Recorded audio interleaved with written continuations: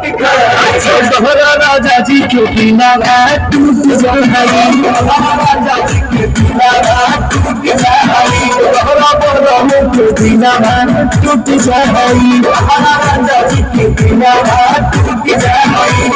अरे मेरे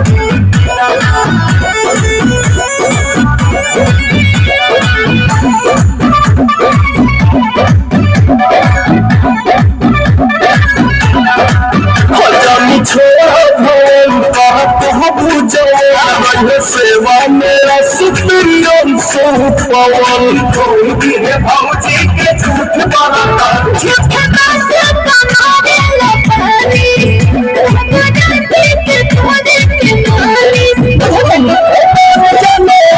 धर्मी तो हो सब धन लूट जाए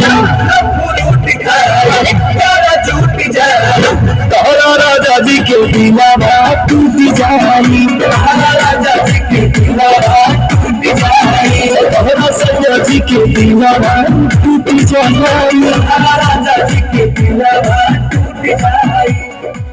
चलो हो गया।